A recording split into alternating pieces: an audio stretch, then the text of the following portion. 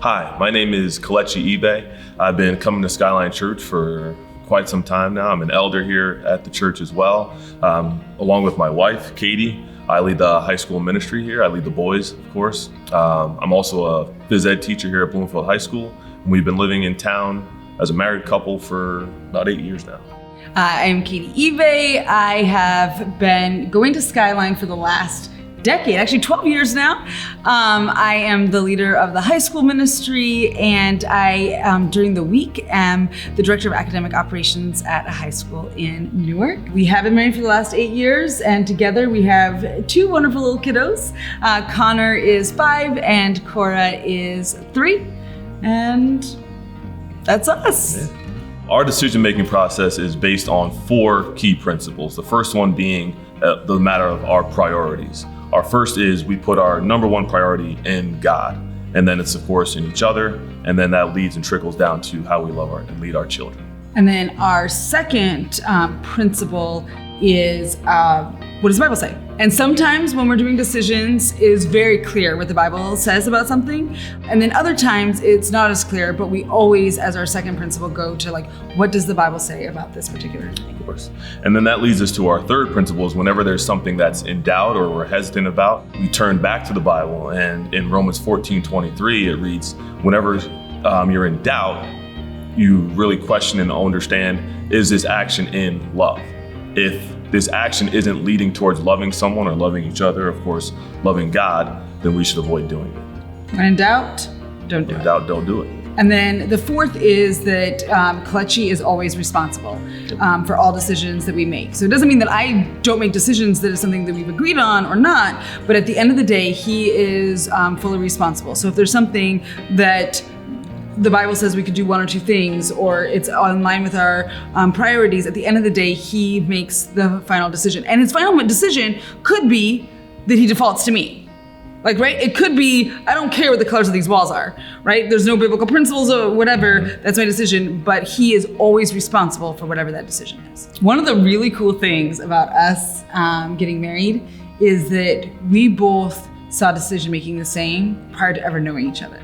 And because we went into getting to know each other, and even before we were officially dating, our dating practices were all biblically based in getting to know each other, nothing physical, very much where do we see this? And I remember before we even officially started dating, us having a conversation of do we see ourselves getting married someday? We're not even gonna actually officially date unless we see ourselves getting married, because biblically we understood what that commitment meant, and there wasn't a purpose of dating if we didn't see that down the road. We of course lean heavily on the principles and the truths in the Bible, especially when it comes to parenting.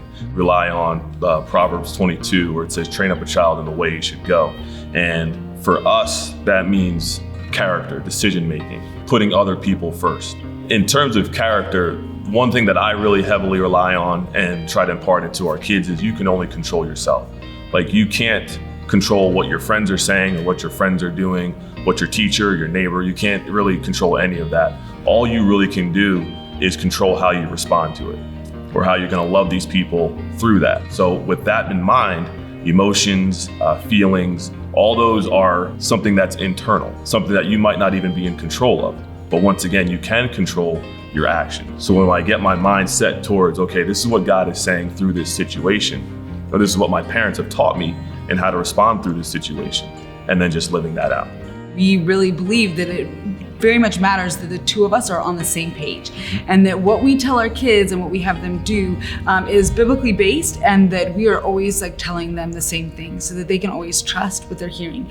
And so what that looks like in practice, if there's a big decision point coming for our kids, that we always check in first. And if it's something that isn't a quick conversation or something that we've discussed before, the two of us have a monthly parent meeting that we do the second Friday of every month, that we put ahead on our agenda, big decisions. So that might be where our kids are going to school in the future, or something that has come up that we want to be something that we make it a firm decision if this is happening. And so we have that meeting every month that we can have those discussions and pull out the Bible and really make a firm decision. Having lived here for the vast majority of my life And also having Skyline here and teaching here and being so involved in the community here, I knew that it was very important for us as a family to stay within this area.